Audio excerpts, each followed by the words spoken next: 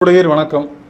இன்று நம்மோடு கருத்துக்களை பகிர்ந்து கொள்ள உயர் திரு சே அவர்கள். வணக்கம். வணக்கம். ஏற்கனவே நம்ம பேசின மாதிரி ஒரு விட்ட இடத்துலேருந்து இப்போ தொடர்றோம். இப்போ இந்த தேர்தல் பரப்புரை பிரச்சனையில் அவர் வரமாட்டார், பரப்புரைக்கு வரமாட்டார், பிரச்சாரம் செய்ய மாட்டார், வீடு வீடாக போக மாட்டார், இறங்கி வரமாட்டார் அப்படின்லாம் சொல்லப்பட்டது. ஆனால் இதையெல்லாம் சொன்னார்களோ அது எல்லாமே செஞ்சிருக்காரு. அவரு பரப்புரைக்கு வந்திருக்காரு, பேசியிருக்கிறாரு, வீடு வீடாக போயிருக்காரு, கருத்து கேட்டிருக்காரு, நேற்றையெல்லாம் கருத்தெல்லாம் கேட்டிருக்காரு. சொல்வதெல்லாம் உண்மையில் உட்காந்து சேர் மாதிரி இங்கே ஒரு சேர் போட்டு ஆப்போசிட்டில் ஒரு சேர் போட்டு கருத்தெல்லாம் கேட்டிருக்காரு.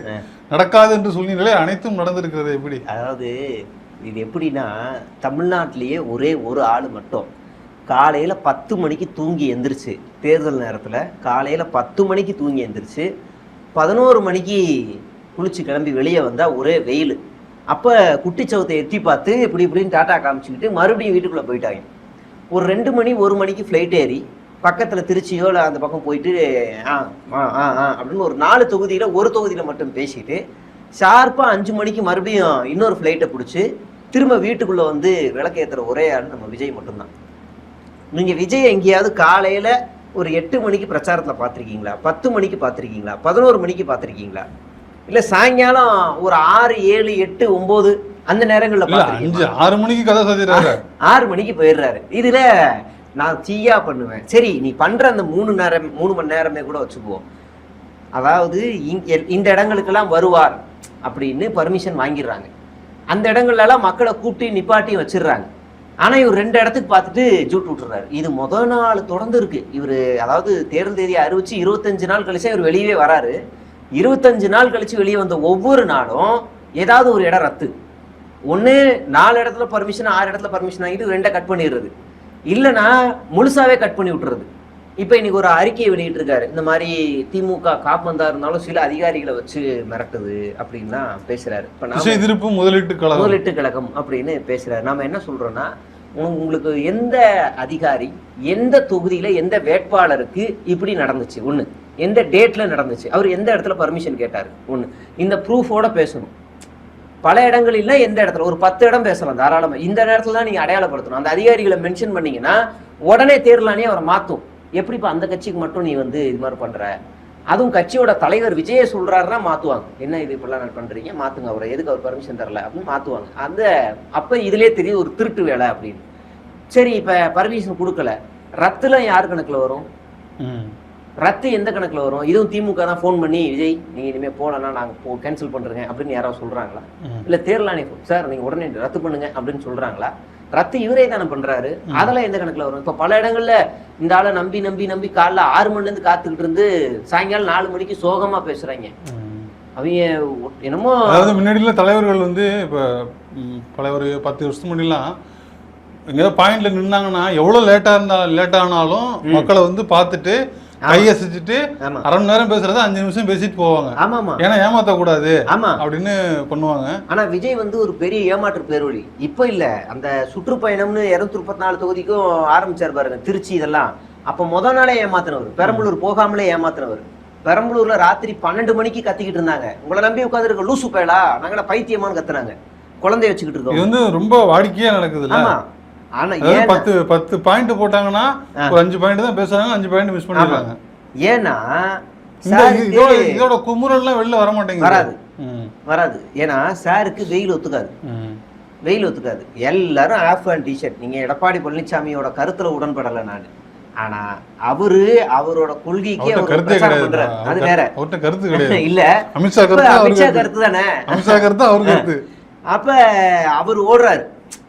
அந்த தள்ளாட வயசுலயும் அப்படி இப்படின்னு வச்சுக்கிட்டு இவ்வளவு தூரம் அடிச்சு கட்டிக்கிட்டு ஓடுறாரு. இன்னொரு பக்கம் முதலமைச்சர் மெட்ரோல ஏறாரு, பஸ்ல ஏறாரு, டீ கடைக்கு அங்கங்கன்னு ஓடுறாரு. இவரோட சின்ன வயசு, 1 வயசு கம்மி உதயநிதி ஸ்டாலின். அவர் போகாத இடம் இல்ல, சும்மா எடுத்து போராடலாம் போட்டோ கிட்ட காமிச்சுக்கிட்டு ஓடிக்கிட்டு இருக்காரு. சார் இவ்வளவு தூரம் சட்டை எடுத்து விட்டுருவாரு, ஏன்னா கை பிளாக் டேர்ன் ஆயிடும்.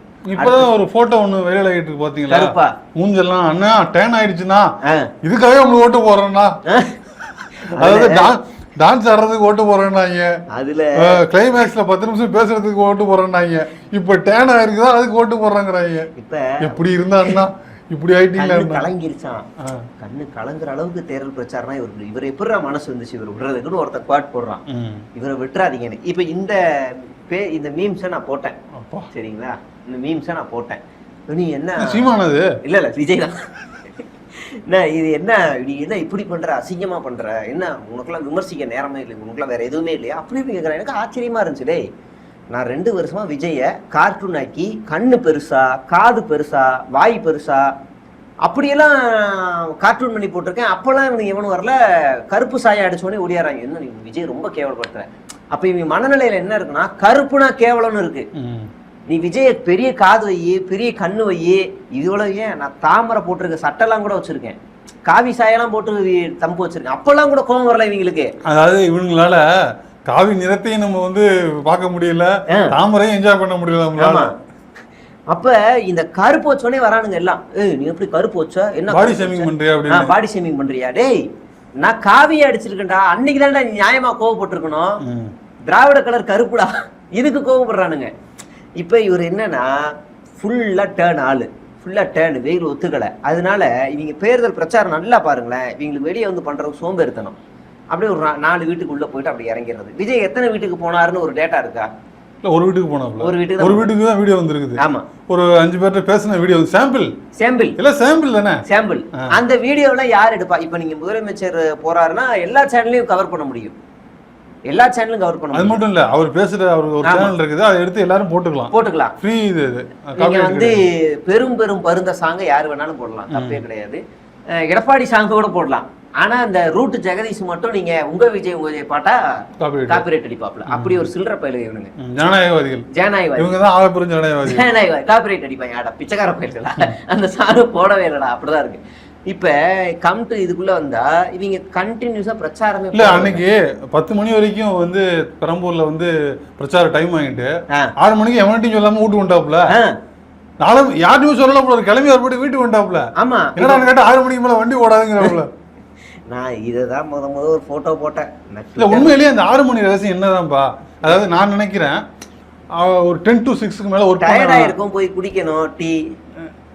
10 to 6க்கு மேல வந்து ஏன் எனக்கு வந்து ஒரு 6 மணி ஆயிடுச்சுன்னா நான் வந்து ஆமா டீ குடிச்சுட்டு தான் வீட்டுக்கு போவேன். எனக்கு அந்த கலப்பு இருக்கு. ஒரு நாளைக்கு ஒரு 6-8 டீ குடிப்பேன். அந்த மாதிரி விஜய்க்கும் குடிப்பழக்கம் இருக்கும், டீ. அது குடிச்சிட்டு போவாப்ல. அதனால அவருக்கு இருக்கலாம். என்ன உண்மையிலேயே வடிவேல் சொல்ற மாதிரி 6 மணிக்கு மேல வண்டி ஓடாது போல இருக்கு. தேர்தல் நேரையா இதையா பண்ணிக்கிட்டு இருக்க? எனக்கு எல்லாம் தெரிஞ்சு இப்ப எங்க ஊர் வேட்பாளர் இருக்காப்ல, ஆளுக்கு வந்து தோத்துருவோம்னு தெரியும்.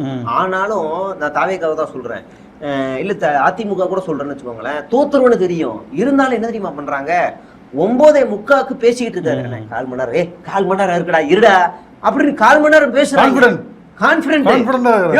உன் கட்சிக்காரருக்கு இருக்க மூளை கூட உனக்கு இல்ல. அவன் 1/4 மணி நேரத்தை கூட வேஸ்ட் பண்ண கூடாதுன்னு நினைக்கிறான். அவன் இது எகத்தாளம். ஆமா, எகத்தாளம். நமக்கு நான் என் மூஞ்சி போதும், என் மூஞ்சி கக்கூஸ் பக்கெட்ல வச்சுட்டு போய் பிரச்சாரம் பண்ணு, ஓட்டு போடுவான் அப்படின்ற திமிரு. இதுல திமுக 234 தொகுதியில நான் தான் போட்டி போடுறேங்கிறாப்ல. ஆனா 234 தொகுதியுமே கவர் பண்ணவே இல்ல, யாரையுமே பார்க்கல. இவ்வளவு சொல்றீங்க, ஓட்டு போடுவாங்க இவ்வளவு சொல்றீங்களா? 2 பாயிண்ட் உங்களுக்கு சொல்றேன். இப்போ வரைக்கும் விஜய் வந்து எடப்பாடியிலயோ இல்ல சேப்பாக்குலயோ ஏன் போய் பிரச்சாரம் பண்ணல? கரூர்ல ஏன் போய் பிரச்சாரம் பண்ணல? அங்க நின்று பேசியிருக்கணும்ல, ஏன் பண்ணல? எடப்பாடியில வந்து அவங்களுடைய தொகுதி ஆளு வந்து வில போயிட்டாருல, அங்க போய் நிக்கணும்ல, ஏன் பண்ணல? அடுத்து இதை விடுங்க, ஒவ்வொரு கட்சியில இருக்க மாநில நிர்வாகிகள் இருக்காங்கல்ல, அவங்க வந்து அவங்க தொகுதியில மட்டும் இருக்காங்களா, எல்லா இடத்துக்கும் போறாங்களா? எல்லா இடத்துக்கும் போறாங்க. அருண்ராஜ் எங்க இருக்காரு? புசி ஆனந்த் எங்க இருக்காரு? நம்ம ஆதவர் தான் எங்க இருக்காரு? அவங்க தொகுதியில மட்டும் டென்ட் போட்டு உட்காந்துட்டாங்க. இதுல வந்து ஆதவ அர்ஜுனா இப்ப இல்ல, இப்ப நான் பாக்குறேன் இந்த ரீசெண்டா வந்து விஜய் வீடியோக்கள் மட்டும் தான் வெளியில வருது. ஆமா, இப்ப நீங்க சொன்ன 6 வீடியோ வெளியில வராது. வேலை செய்யறாங்களா என்னன்னு தெரியலையே. அருண்ராஜ், அவங்களோட இன்ஸ்டாகிராம் பேஜ்ல போட்டுக்கிறாங்க. எனக்கு தெரிஞ்ச அருண்ராஜ் எல்லாம் 3 மாசத்துக்கு முன்னாடி அப்ஸ்காண்ட் ஆனவர். 3 மாசத்துக்கு முன்னாடியே சம்பளமும் பூஸ்டர் டப்பாவும் கொடுக்க ஆரம்பிச்சவர். இப்போ வரைக்கும் கொடுத்துக்கிட்டு இருக்காரு. அதுல நம்ம புசியானந்த் இருக்காருல்ல, அவர்லாம் பொதுச் செயலாளருங்க. அவர் தொகுதியிலே இருக்கக்கூடாது. எனக்கு தெரிஞ்ச அவர் இந்நேரம் விஜய் வரலனாலும் பரவாயில்ல, 234 தொகுதிக்கும் போயிருக்கணும். அவர் போயிருக்கணும். இது வந்து பழைய ஃபார்மட்டு. இந்த மக்களை சந்திக்கிறது, வேட்பாளர் பிரச்சாரம், இந்த வீடு வீடா போறது, வெயில நின்று பேசுறது, இதெல்லாம் பழைய ஃபார்மட்டு. இதெல்லாம் எங்களுக்கு தேவையில்லை. நாங்க புது ஃபார்முலா வச்சிருக்கிறோம் பாருங்க அப்படின்னு சொல்லி இல்ல புது ஃபார்முலா நாங்க இது பண்றோம், நீங்க வந்து பழைய நாங்க வந்து உங்களை வந்து பார்க்கல, உங்கள்ட்ட பேசல, பிரச்சாரம் பண்ணலன்னு நீங்க வந்து சும்மா எங்களை வந்து பழிச்சு பேசாதீங்க, மக்கள் எங்க போயிட்டு இருக்காங்க, நீங்க இன்னமும் பழையபடியே இருக்காதீங்க பூமர்ஸ் அப்படின்னு பேசிக்கிறாப்ல நீங்க அறிக்கையில. நேத்து வந்து ஒரு வாட்ஸ்அப் ஆடியோ சேஞ்ச் டாக்ஸ்ல லீக் பண்ணி விட்டேன். ஒரு வாட்ஸ்அப் குரூப்ல நம்ம இருக்கோம். அந்த வாட்ஸ்அப் குரூப்ல அந்த கட்சியோட வேட்பாளர் தொகுதி பேரை சொல்கிறேன். அவர் வந்து நாளைக்கு காலையில் ஒரு 8 மணிக்கு வந்துருங்க, பிரச்சாரத்தில் தீய ஆரம்பிச்சிருவோம், ஷார்ப்பாக 8 மணிக்கு வந்துருங்க, ஒரு 15 நிமிஷம் மட்டும் நோட்டீஸை கொடுத்துட்டு நீங்கள் அப்புறம் கிளம்பிடுங்க, அதுக்கப்புறம் பின்னால் பார்த்துப்போம் அப்படின்னு சொல்கிறாரு. சொன்னது நைட்டு, மறுபடியும் காலையில் 8 மணிக்கு இன்னொரு ஆடியோ, எப்பா நான் 8 மணிக்கு வந்துட்டேன், கட்சி ஆஃபீஸ் பூட்டி கிடக்கு, இன்னும் யாருமே வரலன்னு கத்துறாரு. அப்புறம் இன்னொரு ஆடியோ வருது, எப்பா கட்சி ஆஃபீஸ் போட்டால் தேர்தல் வேலை செய்கிறேன்னு சொன்னீங்க, தேர்தல் தேதி அறிவிச்சு 30 நாள் ஆச்சு போச்சு, 30 நாள் இன்னும் ஒரு 10 நாள் தான்ப்பா இருக்கு பிரச்சாரத்துக்கு, என்னப்பா நீங்கள் யாரும் வரலன்னு கத்துறாரு.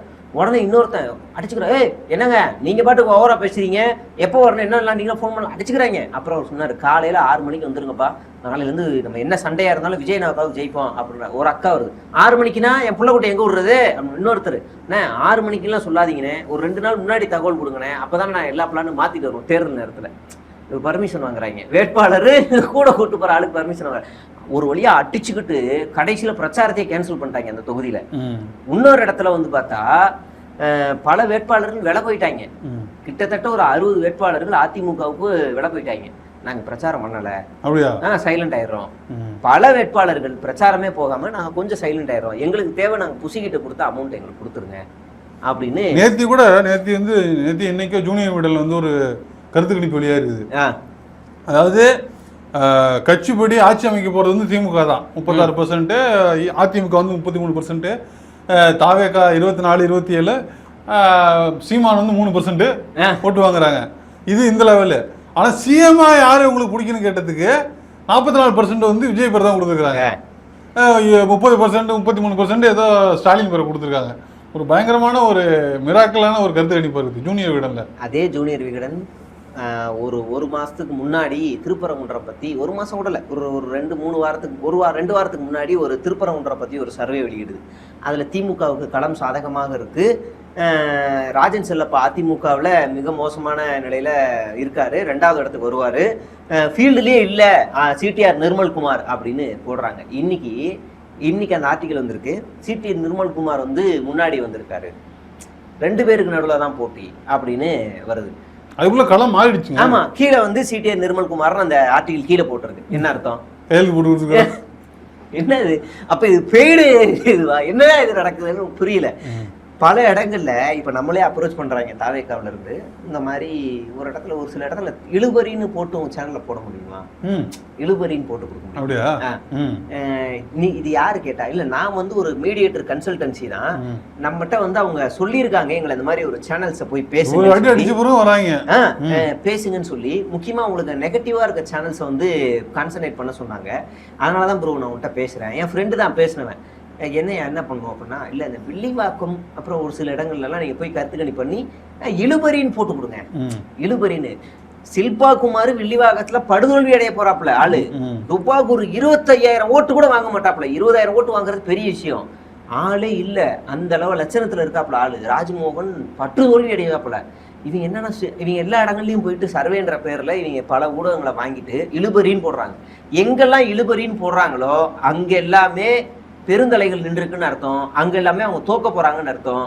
பாருங்க, இழுபறின்னு வந்த இடத்துல எவ்வளவு ஓட்டு கம்மியா இருப்பாருங்க, எவ்வளவு கம்மியா இருப்பாருங்க. அப்ப ஏதோ நடந்திருக்கு, திமுக ஓட்டா விலைக்கு வாங்கிருச்சுன்னு இவங்க கவுத்துட போறாங்க. அதுக்குதான் இந்த வேலையெல்லாம் பார்த்துட்டு இருக்காங்க. இப்போ இந்த முக்கியமான இந்த வேட்புமனு தாக்கல் பண்ணும்போது சொத்து வெளியாச்சு இல்ல, ஆமா, அது என்ன பையனுக்கு கடன் கொடுத்தது, அம்மா அப்பாவுக்கு கடன் கொடுத்தது, பொண்டாட்டி பிள்ளைங்க கடன் மென்ஷன் பண்ண அவசியமே இல்ல. அது அஃபிடவிட்ல பண்ணாப்ல, அது லிட்டரலா அசிங்கப்படுத்துற செயல், அப்படி ஒரு ரூலே கிடையாது.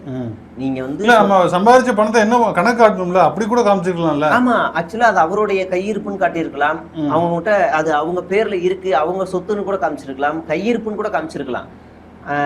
இதை வந்து தேர்தல நீங்க கேட்காது. இப்ப அவர் கொடுத்துட்டேன்னு சொல்றாரு, கடனா கொடுத்துருக்காங்க அப்படின்னா அதுக்கு நான் டாக்ஸ் அவங்கள்ட்ட கொடுத்துட்டேன், என்கிட்ட இல்ல, அது அவங்கள்ட்ட இருக்குது, அவங்க தான் கொடுக்குங்கிற மாதிரி கணக்கு காட்டுறாரு இல்லையா? ஆமா, அப்படிதான் கணக்கு காட்டுறாரு. இப்ப அது அவங்க வட்டி கொடுக்க போறாங்களா விஜய்க்கு? கட்டின பொண்டாட்டியும் மகனும் அம்மாவும் அப்பாவும் இவர் வட்டி கொடுக்க போறாங்களா? இல்ல அப்படிலாம் இல்ல, இது இவரோட கையிருப்புன்னு கூட காமிச்சிருக்கலாம். இது என்னோட கையிருப்பு தான் கூட காமிச்சிருக்கலாம். இது லிட்ரலா இல்ல அவங்க கையிருப்புன்னு காமிச்சிருக்கலாம். இது லிட்ரலா எல்லாரையும் கேவலப்படுத்தி சொந்த குடும்பத்தையே அசிங்கப்படுத்துற செயல் இது. இது நீங்க எந்த வேட்பாளரையுமே பாருங்க, எந்த வேட்பாளருமே சொந்த குடும்பத்துல நான் கடன் கொடுத்துருக்கேன்னு சொல்ல வேண்டிய அவசியமே இல்லை, சொல்லவும் மாட்டாங்க. இப்ப இப்படி ஒரு நிகழ்ச்சி நான் பார்த்ததே இல்லப்பா ஆயுஷ். ஆமா, இது ரொம்ப புதுசா இருக்குது. இது ஒரு கேவல சில்லற புத்திங்க. இது சீரியஸாவே இது வந்து குடும்பத்தை லிட்டரலா அசிங்கப்படுத்துற செயல். இது காரணம் என்னன்னா கூட இருக்க புசியானது ஏத்தி அப்படியே இருந்தா கூட புத்தி வேணும். நீ சம்பாதிச்சது முழுக்க காரணம் எஸ்சி தான். ஆமா, அவருக்கு ஒரு 10 லட்சம் கொடுத்துட்டு நீ கடன் கொடுத்தாங்கிற. மொத்த 1000 கோடிக்கு அவர் தான் அதிபதி. ஆமா, எனக்கு புரியல ஆக்சுவலா. அப்படி எந்த வேட்பாளருமே சுயேட்சை வேட்பாளர் முதற்கொண்டு தன்னுடைய குடும்பத்துக்கு கொடுத்ததை கடனா மென்ஷன் பண்ண மாட்டாங்க. அது ஒண்ணு அவங்க சொத்து கையிருப்புன்னு சொல்லிக்கலாம். இப்ப என்ன தேர்தல் ஆணையம் வந்து எப்படி இது வந்துச்சுன்னு கேட்க போறாங்க. அதாவது தன்கிட்ட இருக்கிற காசை கடை காமிக்கிறதுக்காக இப்படி ஒரு கீழ்த்தரமான செயலை செஞ்சிருக்கிறாரு அப்படின்னு தானே பார்க்க முடியும். ஆமா, இப்ப நீங்க அவர்கிட்ட கடன் இருக்கு. இப்ப இந்த காசு வந்து அப்பாட்டையும் ஒய்ஃப்டையும் மகன்ட்டையும் கொடுத்துருக்காங்க. தேர்தல் ஆணையம் என்ன கேட்கும், அதுக்கு ப்ரூஃப் என்ன, அது எப்படி அந்த காசுனா என்ன இந்த இடத்துல இருந்து வாங்கினேன் அப்படின்னு சொல்ல போறாரு. அது உங்கள்கிட்டயே இருக்குன்னே காட்ட வேண்டியதானே. நீங்க என்ன தேர்தல் அஃபிடவிட்ல கொண்டு போய் இவ்வளவு காசு இருக்கு கையில இன்னியா காட்ட போறீங்க? என்கிட்டயே இருக்குன்னே காட்டலாம்ல. இது லிட்டரலா குடும்பத்தை அசிங்கப்படுத்துற செயல். இது வந்து திட்டமிட்டு கேவலப்படுத்துற செயல். சரி, இப்போ இந்த பிரச்சாரம்லாம் நடந்து இவ்வளவு தூரம் வந்து நேற்று வந்து சொல்லியிருக்காப்புல இதாருங்க, நீங்கள் வந்து இப்போ ஒரு டைலாக் ஒன்று ஒரு வீடியோ ஒன்று ரிலீஸ் ஆச்சுல, போகிற இடத்துலலாம் எதை பேசுகிறாப்புலையோ இல்லையோ போகிறீங்க குளிக்கிறீங்க வந்து பட்டனை பார்க்குறீங்க ஓட்டை போடுறீங்க அப்படின்னு கண்டினியூஸாக ஒன்று பேசுகிறாப்புல. உண்மையிலே ரிசல்ட் என்னவா தான் இருக்கும்? ஏதாவது கெஸ் பண்ணிருக்கீங்களா? அதாவது களத்துக்கு போய் பார்த்தீங்களா? என்ன எப்படி இருக்குது நிலவரம்? உண்மையிலே ஒரு தொங்கு சட்டசபையா இல்லை வந்து ஒரு மாற்றத்தை விரும்பி தமிழ்நாடு ஒரு மாற்றத்தை எதிர்பார்க்குதா? எப்படி இருக்குது? எனக்கு வந்து ஃபர்ஸ்ட் இந்த ஆளு எவ்வளவு பிற்போக்கு புத்தியில இருக்காருங்கிறத நேற்று தான் பார்த்தேன். இந்த பெண்களுக்கு விடுதலை வேணும், பெண்களுக்கு பாதுகாப்பு இல்லை, பெண்கள் தைரியமா வரணும், பெண்கள் நீங்களாம் சிங்கப்பெண், நீங்களாம் விஜி, நீங்கெல்லாம் நண்பீஸ் அப்படி இப்படின்னு பேசிட்டு கடைசியில கோலம் போடுங்கிறாங்க. அது கோலம் போடு பிரச்சனை இல்ல, அந்த கோலத்தை எல்லாம் பாத்தீங்களா? எனக்கு புரியல. நத்தைய வர நத்தைய இருந்தா பிரச்சனை இல்ல, என்னென்னமோ வந்து வைக்கிறாங்க. நத்த புள்ளத்தா யாராவது ஒரு காபி குடிக்கிற நேரத்துல சோதிக்கிற நேரத்துல அந்த படத்தை எல்லாம் பார்த்தாங்கன்னா முடிஞ்சு. ஆமாங்க, அப்படிதான் இருந்துச்சு. ஏன்னா கோலம் போட சொல்றாங்க. பொங்கல் டைம்ல மாடு வரைவாங்களே, அதுக்கப்புறம் பயங்கர ஒரு ஃபன்னியான மொமெண்ட் இந்த இதுதான் வரைகிற மொமெண்ட். இதுதான் எனக்கு எப்படி ஒரு பிற்போக்கு புத்தி பாருங்களேன். திரும்ப பெண்கள் போய் கோலம் போடு, சமையலுக்கு அவரே போடுறாப்லையே, அவரே நேத்தி வந்து கலர் அடிச்சு அது சீன். ஐயோ நம்ம இப்படி சொல்லிட்டோம், பேக் ஃபயர் ஆகக்கூடாது, கோலம் போடு. ஏன் ஆண்களை போடுனாரா பெண்களை போடுனாரா? எல்லாரும் போடுங்கன்னு சொல்றாப்ல. நீ பொதுவா வேற ஏதாவது சொல்லலாம்ல, வெளியே வந்து நீங்க ஏதாவது பண்ணுங்க, அப்படி செய்யுங்க இப்படி செய்யுங்க, ஏதாவது ஒண்ணு செஞ்சு தொலை. கோலம் போடுன்னா என்ன? அந்த கையை தட்டுனா தகர தப்பால இருந்து எல்லாத்தையும் தட்டுனாங்க மோடி சொன்னப்ப. விளக்கு ஏத்துங்கன்னா வீட்டையே கொளுத்தி விட்டாங்க. அந்த மாதிரி வேலையெல்லாம் இப்ப பண்ணக்கூடிய ஆளுங்க நம்ம ஆளுங்க தானே. இந்த இடத்துல வந்து நீ கோலம் போடுன்னா நம்ம ஆளுங்க என்ன செய்வாங்க? இந்த சிம்பு ஜல்லிக்கட்டு போராட்டத்துக்கு மாடிக்கு வாண்டாம் பாருங்க ஒரு வாட்டி. அந்த மாதிரி நீங்க எல்லாரும் மாடில இருந்து குதிக்கலாம் போயிட்டாங்க. அதனால ஆர்வ கோளாறு சினிமாக்காரங்க ஏதாவது தப்பா வழி நடத்தினாலே ஓடிடுவானுங்க. இப்படி எல்லாம் இருக்கு. நம்ம களத்துக்கு நாங்க போற இடத்துல என்ன இருக்குன்னா, பாசிபிளா விசில்ஸ் இன்னும் கீழே போயிருக்கு ஒண்ணு. ரெண்டாவது விஜய் மூஞ்சி போயிருக்கு, கட்சி போயிருக்கு. அதுக்கு காரணம் என்ன அப்படின்னு நம்ம போய் ரிசல்ட் எடுத்தோம்னா, நம்ம இவ்வளவு நாளா விமர்சனம் பண்ணோம்ல மெயின் ஸ்ட்ரீம்ல எதுக்கு இத்தனை லைவ், மெயின் ஸ்ட்ரீம்ல ஏன் இவ்வளவு லைவ் அப்படின்னா, இவனுக்கு யூடியூப் எல்லாம் கான்சன்ட்ரேட் பண்ணாம மெயின்லாம் லைவ் எந்த சேனல்லாம் எந்தெந்த ஏரியால எப்படி பாக்குறாங்கன்னு இவங்க ஒரு ரிசல்ட் எடுத்துட்டு அங்கெல்லாம் லைவை கொண்டு போய் சேர்த்துருக்கானுங்க. அங்கெல்லாம் வந்து அந்த மெயின் ஸ்ட்ரீம் நம்ம என்னதான் குறை சொன்னா கூட ரெண்டு பேருக்கும் ஒரு லாபம் இருக்குது. விஜயை காட்டுறது மூலியமா சேனலுக்கு ஒரு லாபம் இருக்குது, சேனல்கள் காட்டுறது மூலியமா விஜய்க்கு ஒரு லாபம் இருக்குது. அதான் அப்படிதான் செய்வாங்க. ஆமா, அப்ப இவங்க என்ன பண்ணிருக்காங்கன்னா, முடிஞ்ச அளவுக்கு விஜய ஒரு நரேந்திர மோடி மாதிரியே ஆக்கியிருக்காங்க. நரேந்திர மோடி இந்தியா முழுவதும் ஃபர்ஸ்ட் நெகட்டிவா தான் போர்ட்ரேட் ஆனாரு. குஜராத்தினுடைய ஒரு பெரிய ரத்தக்கரை படிந்தவர், தமிழ்நாட்டுக்கு வரக்கூடாது, அவர் மிக மோசமானவர் அப்படின்னு தான் நமக்கு எல்லாருக்கும் போர்ட்ரேட் ஆச்சு. அதுக்கப்புறமா என்னாச்சு, அவர் போட்ட செருப்பு என்ன தெரியுமா, அவர் போட்ட கோட் என்ன தெரியுமா, அவர் உட்கார்ந்த சேர் 10 லட்சத்துக்கு போச்சு அப்படின்னு ஒரு போர்ட்ரேட் பண்ண ஆரம்பிச்சாங்க. இதே தான் இப்போ விஜய்க்கும், அதே தான் விஜய்க்கும் பண்ணி லைவ் எல்லாம் செட் பண்ணிட்டு நீங்க தனிநபர் அரசியல். ஆமா, நீங்க www.tvk.in ஒரு வெப்சைட்டே ஓபன் பண்ணி அதுல வந்து ஒரு பெரிய ஸ்கேமே நடக்குது. நான் அப்படியே மிரண்டு போயிட்டேன். என்னடா பண்றீங்கன்னா, விஜய் சட்டை, விஜய் பேண்ட்டு, விஜய் ஜட்டி, ஒரு கப்பு வேற, அந்த கப்புல வந்து சீரியல் நம்பர் போடுறானுங்க. இந்த சீரியல் நம்பர் கப்பை வந்து யாரெல்லாம் குழுக்கள் வாங்குறாங்களோ அந்த நம்பரை குழுக்கள் முறையை தேர்வு செஞ்சு 25 லட்சம் காரு பங்களா இப்படி கொடுக்குறானுங்க. இது ஒரு லிட்டரலா ஒரு ஸ்கேம். கட்சிக்காக ஒருத்தன் பல பேர் கோடிக்கணக்கில் சம்பாதிக்கிறான் விஜய் மூஞ்ச வச்சு. அப்ப இவங்க கீழே இப்படியே பரவி இருக்கானுங்க. ஆனா ஒரு பெரிய மைனஸ் என்னன்னா, வேட்பாளர் யாருன்னு 90% பல தொகுதிகளில் யாருக்குமே தெரியல. வேட்பாளர் முக்கியம், சின்னம் தானே முக்கியம், வேட்பாளர் அது முக்கியம். ஊர்ல அப்படி நீங்க சென்னைக்குள்ள வேற, ஊர்ல வந்து அப்படி இல்ல. நல்ல அறிமுகமான வேட்பாளர், சிட்டிங் எம்எல்ஏவே கூட வச்சுக்கோங்களேன், என்ன அவன் ஒரு தடவை தான் வந்தேன் அப்புறம் வரவே இல்லை என்னவா அப்படின்னு கேட்பாங்க. ஆமா, ஆர்த்தி எல்லாம் ரெடி பண்ணி வச்சிருக்கோம், வரவே இல்லை, வந்தா ஓட்டு போடுவோம், என்ன வரவே இல்லை, தேர்தல் பிரச்சாரத்துக்கு இப்படியா அப்படின்வாங்க. இதை விட மெயினா என்னன்னா, போன வாட்டி ஜெயிச்சுட்டு நன்றி சொல்ல ஊருக்குள்ள வரவே இல்லை, உனக்கெல்லாம் இன்னொரு ஓட்டு போட்டுருவோமா, இதை கேட்பாங்க. மதிக்கலங்கிற அந்த இது வந்துடும். இந்த 4 வருஷம் அவன் நல்லது செஞ்சானா இல்லையா, நன்றி சொல்ல ஏன்டா வரல அப்படின்னு கேட்டு அவனை தூக்கி அடிப்பாங்க. அதனால அந்த வேட்பாளர் வந்து ஒண்ணு நடந்து வீட்டுக்குள்ள போகணும், நடக்கணும், அங்க நின்று பேசணும், அவங்கள ஒருத்தருக்கு ஒருத்தர் ஃபேஸ்ல பார்க்கணும். அது பார்க்காத வரைக்கும் இவங்க வந்து பெரியவங்களாம், அந்த சின்ன சின்ன வாண்டுங்க வேணா போய் போடும், இந்த பெரியவங்க above 30-40 எல்லாம் வந்து வாய்ப்பே கிடையாது. அவங்களாம் அவ்வளோ லிட்டரலாக வந்து அவங்க கரெக்டாக ஐடியாலஜிக்கலாக அதிமுக இல்லை திமுகன்றதுல ரொம்ப ஸ்ட்ராங்காக இருக்காங்க. சின்ன சின்ன பசங்களை போயிட்டு நான் ஒரு பையன்லாம் கேட்குறேன், மேட்டூரில் மேய்ச்சூர் பகுதியில், தம்பி யாருப்பா ஓட்டு போடுவான்னு, டிவிக்கு என்ன வேட்பாளர் பேர் என்னன்னா சர்ச் பண்ணுறான், எதில் ஃபேஸ்புக்கில் சர்ச் பண்ணுறான்.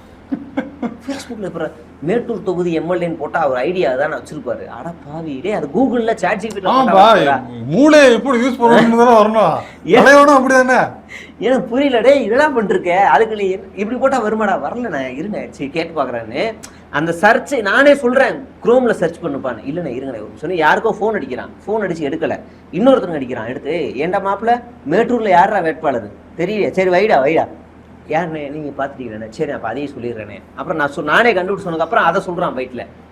அப்போ நீ பார்க்காம எப்படிப்பா ஓட்டு போடுவ, தெரியலண்ணே விஜயனாக்காக போடுவோண்ணே, அவ்வளோதான். அதுக்கப்புறம் சரிப்பா ஓட்டர் ஐடி இருக்கான்னு கேட்டால் அங்கே தான் ட்விஸ்ட்டு. போன வாட்டி ஓட்டு போட்டிருக்கா, இந்த வாட்டி ஓட்டரே இல்ல, அப்புறம் எப்படா ஓட்டு போடுவ, போய் பாப்பேன், யாரோ போய் பாப்பேன், ஓட்டு இருந்தா போடுவேன் இல்லைன்னா போட மாட்டேன், அவ்வளவுதான். ரொம்ப சிம்பிளா இருக்கான். அப்ப இப்படியே வருது. இப்ப ரீசெண்டா இந்த அன்பு படத்துல வடிவேலு பிரச்சாரம் போன மாதிரி. ஆமா, நம்ம அருண்ராஜ் எல்லாம் இருக்காருல்ல, அவர் என்ன பண்ணிட்டாருன்னா தன்னோட தொகுதியில இருந்து வேற ஊருக்கு போயிட்டாரு, மோரூர்னு ஒரு ஊருக்கு போயிட்டாரு. சங்ககிரி தொகுதியில போய் ஓட்டு கேட்டிருக்காப்புல. அங்க இருக்கவங்க சொல்லி அசிங்கப்படுத்துறாங்க, சார் இது உங்க தொகுதி இல்ல, திருச்செங்கோடு அங்க இருக்கு, அங்க போய் ஓட்டு கேளுங்கன்னு சொல்லி அனுப்பி விட்டுருக்காங்க. அருண்ராஜா படிச்சால அங்க இருந்து அனுப்பி விடுறாங்க. இந்த பக்கம் புதுக்கோட்டை பர்வேஸ் இருக்கான் பாருங்க, அவன் வந்து புதுக்கோட்டையில நிக்கல, அந்த பக்கம் அறந்தாங்கில நிக்கிறான். ஏன்பா அறந்தாங்கில நிக்கிறேன்னா பல காரணங்கள் திடுக்கிடுமா வருது. ஒண்ணு என்னன்னா அவனுக்கு வந்து இங்க 14 பொண்ணு பாத்துட்டாங்க, உண்மையாதான் பொண்ணு பாத்துட்டாங்க, மாமனார் சொல்லிட்டாரா எம்எல்ஏ ஆயிட்டு, அதனால அறநாயில போய் நிக்கிறான் பர்வேஸ். ரெண்டாவது இங்க 25,000 ஓட்டு முஸ்லீம் ஓட்டு, ஆளு முஸ்லீம், அந்த பக்கம் 25,000 முஸ்லீம் ஓட்டு. மூணாவது காரணம் என்னன்னா அந்த பக்கம் காங்கிரஸும் பாஜகவும் போட்டிடுது, இவர் போனா ஜெயிச்சிடலான்ற குறுக்கு புத்தியில அங்க போய் நிக்கிறாப்புல. இதுதான் காரணம். அப்படியே நம்ம அலசுனா பல இடங்கள்ல எல்லா வேட்பாளர்களும் ரொம்ப கிரிமினலா திருட்டுத்தனமா தான் நிக்கிறாங்க. எவ்வளவு தேர்வு நினைக்கிறீங்க இந்த எலெக்ஷன்ல? எனக்கு தெரிஞ்சு விஜயே ஜெயிக்கிற டவுட் தான் கிழக்குல. என்ன சொல்றீங்க? திருச்சி கிழக்குல விஜய் ஜெயிக்கிற டவுட் தான். அப்படியா? திருச்சி ஏர்போர்ட் எந்த தொகுதி? திருச்சி ஏர்போர்ட் எந்த தொகுதியா? திருச்சி கிழக்குல தான் இருக்கு. ஓஹோ, திருச்சி கிழக்குல. சென்னையில ஏர்போர்ட் மீனம்பாக்கத்துல தானே இருக்கு, ஆனா நிக்கிறது பெரம்பூர்ல தான் நிக்கிறாப்ல. அப்படி சொன்னா அப்படிதானே? ஆமா, அதாவது காரைக்குடி போறாப்புல, அடுத்து பக்கத்துல இன்னொரு ஊருக்கு போறாப்புல, முடிச்சுட்டு திருச்சி கிழக்குல வந்திருக்க ஏர்போர்ட்ல வந்து ஏறாரு. மணி 4. அப்ப நாங்க திருச்சியில தான் இருக்கோம், வண்டி அப்பதான் ஓரம் கட்டுற பின்னாடி தான் வராரு. திருச்சி கிழக்குல மணி 4 தான் ஆச்சு. அப்படி இப்படி வரவர் எதிரில் ஒரு கேகே நகர்னு ஒரு இடம் இருக்கு, உள்ள போனா 50,000 ஓட்டு, 50,000 ஓட்டு அப்படி கேம்பெயின் பண்ணிட்டு வரலாம். அதுக்கு கூட சோம்பேறித்தனப்பட்டு மாச்சுப்பட்டு வீட்டுக்கு வந்துட்டாரு. இதெல்லாம் பழைய ஸ்டைலு. நான் வீட்டுல இருந்தே கையை காமிச்சா 50,000 ஓட்டு அவுட்டு அப்படின்னு வீட்லயே இருந்து ஓட்டு கேட்பாரு. இந்த எஸ்.ஜே. சூர்யாவோட ஒரு பாட்டு ஒண்ணு மீம்ஸா ட்ரெண்ட் ஆச்சு, கக்குஸ்குள்ள பாடுவாங்கல்ல, பொதிகை மலையை பிரிந்து, அந்த மாதிரி வீட்டுக்குள்ளே உட்காந்து ஓட்டு போடுங்க எனக்கு அப்படின்னு கேட்டுக்கிட்டு இருப்பாரு. கடைசி வரைக்கும் வீட்டுக்குள்ள தான் இருப்பாரு. அதான் இப்ப வந்து இதான் கலநிலை வரும். அன்பு படத்துல வடிவேலு வந்து ஒரு கலைஞர் நடத்தின மாதிரி போய் கலைஞரை பார்த்துட்டு வந்திருக்கீங்க. ஒரு விஜய் என்னோட ஆசை என்னன்னா விஜயும் புசியானது மட்டும் ஜெயிக்கணும், ஜெயிச்சணும், சட்டமன்றத்துக்கு போயிடணும். போய் நம்ம எல்லாருமே இருக்காங்கல்ல, நம்ம ஆளுங்க இந்த திமுக அதிமுக எல்லாம் இருக்காங்கல்ல, பார்த்து சிரிச்சுக்கிட்டே இருக்கணும். எப்படி நாயனார் நல்லா பண்ணுவாங்க. அதுல என் அப்பாவும் இருக்காரு பாருங்க, அவர்லாம் வந்து சேட்டை பிடிச்சவர். இப்படி உட்காந்துக்கிட்டு மாண்புமிகு திருச்சி கிழக்கு எம்எல்ஏ சொல்லுங்க அப்படின்னு சும்மா பேசுவார், சொல்லிடுவார். அவர் வந்து சுருக்கமா இல்ல என்ன சுருக்கமா அப்படின்ட்டு இருப்பாரு. உடனே புசியானது அங்க இருந்து எந்திரிச்சு, ஐயா அவர் 200 கோடி விட்டு வந்திருக்காரு, கொஞ்சம் பேச விடுங்க, அவை குரூப்ல இருந்து நீக்கப்படுறோம், காவலர்கள் இவரை பிடிச்சி வெளியே தள்ளுங்க, அடுத்து அப்படி தூக்கி அவரை கூட்டு போகணும். இந்த மாதிரி சம்பவங்கள் சட்டமன்றத்துல நடக்கணும். அதுக்காகவாவது விஜயும் புசியானது ஜெயிக்கணும். ஓகே, அதாவது விஜய் மட்டும் தனியா சட்டப்பேரவை போகக்கூடாது, எடுத்து வரதுக்கு அதுக்காவது புசியானந்த வந்து ஆமா ஜெயிக்க வச்சு 100% எழுதி தரேன். விஜய் மட்டுமே ஜெயிச்சாருன்னா அவரு சட்டம் போக மாட்டார். அப்ப ஜீரோங்கிறீங்களா? தாவேக்கா ஜீரோ. ஓஹோ, என்னமோ களத்துல வந்து ஃபயரா இருக்கிறாங்க, அடுத்தது அவங்க தான் வந்து தொங்கு சபையெல்லாம் சொல்றாங்க. இன்னும் ஓப்பனா சொன்னா பாதி பேருக்கு பர்மிஷன் கேட்க கூட தெரியல. அது ஓகே, அதுக்கு நீங்க இந்த பாருங்க, திரும்ப சொல்றாங்க, அவங்க என்ன சொல்றாங்கன்னா இதெல்லாம் விஷயமே இல்ல, வெற்றி ஒன்றே எங்களுக்கு இலக்கு, விஜய் ஃபார் வெற்றி, இந்த அது தரல இது தரல, பஞ்சாயத்துக்கு போல அதுக்கு வரல, நோ ராஜா, நாங்க ஜெயிக்கிறோம், அவ்வளவுதான். எங்களுக்கு அரசியல் தெரியுது, நிர்வாகம் தெரியல, அதெல்லாம் மேட்டர் இல்ல, நாங்க ஜெயிக்க பிறந்தவர்கள். இவ்வளவு முட்டாளா இருக்கிற காரணம் யாரு தெரியுமா? ஆதவர்ஜுனாவும் ஒரு காரணம். ஆதவர்ஜுனா வீடியோ வந்து தாவேகா குரூப்ல வருது, நான் பாக்குறேன். என்ன கீழே வந்து ஒரு பெரிய டெக்ஸ்ட், நம் கழகத்தின் மூத்த நிர்வாகி, முக்கிய நிர்வாகி திரு ஆதவர்ஜுனா அவர்கள் தேர்தல் நேரத்தின் போது வாக்குச்சாவடியில் என்ன செய்ய வேண்டும் என முக்கியமான குறிப்புகளை கொடுத்திருக்கிறார். கழக நிர்வாகிகள் அனைவரும் பார்த்து உடனடியாக அதை நோட் பண்ணி கொள்ளவும் வருது. உள்ள வந்து வீடியோ டவுன்லோட் பண்ணி என்ன அப்படி ஆக்கப்பூர்வமா பேசியிருக்காருன்னு போனா, நம்ம பூத்துக்கு வந்து ஒரு 3 பூத் ஏஜென்ட் கொடுப்பாங்க, அந்த 3 பூத் ஏஜென்ட் உள்ள வந்து உட்காந்துக்கணும். அப்போ பூத்துக்குள்ள ஓட்டு போட வருவாங்க, ராஜ்குமாரோ ராஜேஸ்வரியோ வருவாங்க, அவங்க பேர் இதுல இருக்கான்னு செக் பண்ணி டிக் பண்ணணும். ஒரு கட்சிக்கு ஒரு பூத் ஏஜென்ட் தான் கொடுப்பாங்க, 3 பேர் கொடுக்க மாட்டாங்க. அதுலயே இது அவுட்டு முடிஞ்சு. அடுத்து ஒருவேளை ராஜேஸ்வரி பேர் இல்லைன்னா நீங்க அப்ஜெக்ஷன் யுவர் ஆனர்னு சொல்லணும். அங்க சிசிடிவி இருக்கும், நான் சொல்றேன், சொல்லணும், அப்ஜெக்ஷன் சொல்லணும். உடனே அதிகாரிகள் உங்களை வந்து பிளாக்மெயில் பண்றாங்க, மிரட்டுறாங்க அப்படின்னா உடனே நீங்க போன் பண்ணீங்கன்னா நம்ம வாரியர்ஸ் உடனே வந்துருவாங்க. இதுலயும் அவுட்டு. பூத் ஏஜென்ட்டுக்கு போன் நாட் அலௌடு உள்ள. நீ என்னதான் படிச்சிருக்காங்களா, முன்ன பின்ன சுடுகாட்டுக்கு போயிருக்காங்களா இல்லையான்னு தெரியல. இப்படி ஒரு முட்டாள் ஒரு அறிகுறியை சொல்லி கொடுத்தா நீங்க 3 பேர் பூத் ஏஜென்ட் போய் நிப்பாங்க. எங்க கட்சி நிர்வாகம் சொல்லிச்சு 3 பேர் விடலான்னு, நீ ஒரு ஆள் தான் விடுவாங்கிறவானுங்க. கடைசியாக கேட்டோம்னா திமுக சதின்றுவாங்க. ஆமா, நான் பூத் ஏஜென்ட்டா உட்காந்துருக்கேன், எனக்கு அந்த பொழப்பு பார்த்தா நாய் பொழப்பு, எப்பா ஆள விடுங்க. ஒரு தேர்தலுக்கு உட்காந்துட்டு ஒடியான்ட்டேன், நான் உட்காந்து டிக் பண்ணி. ஆமா, நான் உட்காந்து டிக் பண்ணிக்கிட்டே இருந்தேன். சாப்பாடுக்கு மாற்று ஒரு ஆள் தான் மாற்று, ஒரு பூத் ஏஜென்ட்டுக்கு ஒரு ஆள் தான் மாற்று. நான் சாப்பிட போகும்போது அவர் வந்து உட்காரணும், திரும்ப அவர் போயிடணும். அந்த ஒரு ஆளை வந்து எல்லா இடத்துக்கும் மாற்றுவாங்க, அவர் சாப்பிட்றதுக்கு டைம் கொடுத்து மாற்றிக்கிட்டே இருக்கணும்.